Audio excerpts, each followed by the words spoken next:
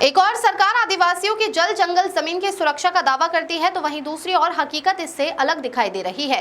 ताजा मामला जबलपुर जिले के चरगवां क्षेत्र का है, जहां एक आदिवासी परिवार ने अपनी जमीन पर कब्जे की कोशिश किए जाने का आरोप लगाया है। फरियादी आदिवासी युवक दालचंद का कहना है कि उसकी जमीन झांसी घाट में स्थित है और वह पूरी तरह से खसरा नक्शा और राजस्व रिकॉर्ड में उसके नाम दर्ज है।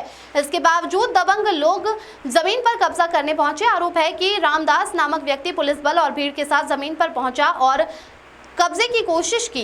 इस दौरान का एक वीडियो भी सामने आया है जिसमें पुलिसकर्मी और भारी संख्या में लोग मौजूद दिखाई दे रहे हैं।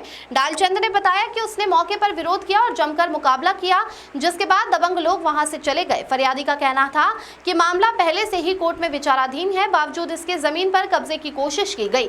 उसने ये भी सवाल उठाया कि जब उसके नाम पर सभी दस्तावेज और कागजात मौजूद है, तब कोई दूसरा व्यक्ति उसकी जमीन पर दावा कैसे कर सकता है। आदिवासी युवक ने प्रशासन से न्याय की मांग करते हुए कहा है कि अगर इस तरह की घटनाएं होती रही तो आदिवासियों की जमीन की रक्षा के सरकारी दावे सिर्फ कागजों पर ही रह जाएंगे। ये घटना न केवल एक आदिवासी परिवार की पीड़ा को सामने लाती है, बल्कि ये सवाल भी खड़े करती है कि जबलपुर जैसे बड़े शहर में भी आदिवासी अपनी जमीन की सुरक्षा को लेकर दर दर भटक रहे हैं। परिवार में जन्मा हूँ।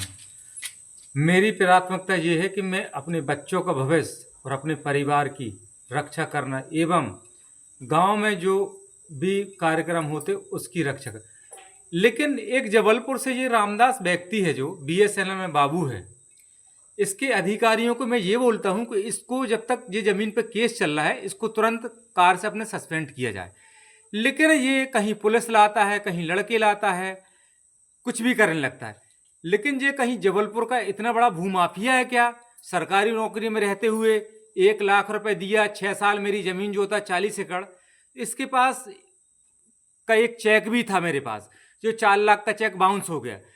अब मैं सरकार से और पुलिस से और सभी से मैं निवेदन करता हूँ, थाना प्रभारी कुछ नहीं बोलते, लेकिन जो सिपाही आते हैं इनसे मेरा कहना ये है कि पहले इसकी साबूती तो लाएं कि इसके पास इसके नाम की बही है या नहीं है।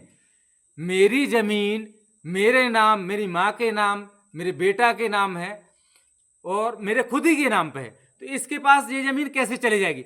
जब तक ये ज़मीन, ये एक रजक समाज का है, हम लोग आदिवासी हैं, तो इसके पास ये ज़मीन कैसे चली जाएगी?